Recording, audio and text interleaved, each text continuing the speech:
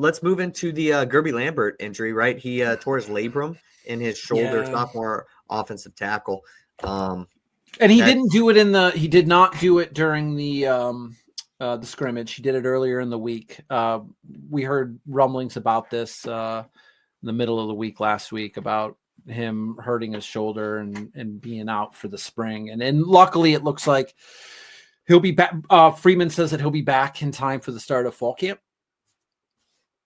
Yes, he did say that. He's expecting him to be a full go by that point.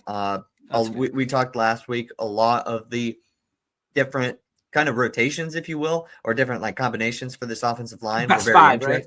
Yeah, best five. That was the whole thing. Yeah. And you're losing potentially one of them in these practices. Last year, I'm looking at the snaps, 53 offensive snaps, and then a lot on the field goal unit.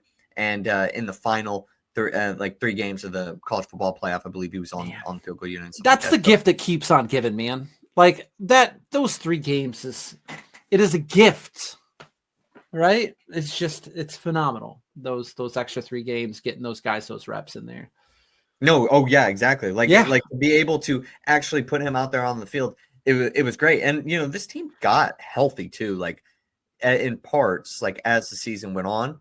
And I just felt like even when that happened, opportunity was able to come. So I'm forgetting who exactly was maybe hurt earlier in the year, but when Charles Jagusah before the season, and then the staff was basically, they were like, we didn't expect to see him again this season, and then we made an extended playoff run, and suddenly he's playing, the national title game, and it's like,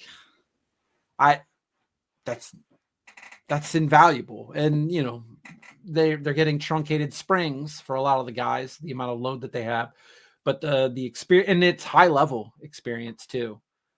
So I wonder if this will end up moving Jagusah back to tackle for the rest of the spring. Obviously, he was kind of at the right guard position. They were trying it out. It looked like they were really liking it. I think on the same day that Lambert ended up getting his shoulder hurt, or maybe a couple days after, whenever it was confirmed that he was getting surgery, I thought Jagusah also got a right ankle or foot thing going on. I don't know. I thought I remember seeing that, but is there any? Just what do you think? You think you could potentially move back out to the tackle spot? I think if maybe it happened early spring, or if the reports on Lambert is that he was not going to be a full go at the start of camp, they might have kicked him back out. But I think that he got enough spring reps in. And I think that if you want to play Charles on the inside, just leave him there.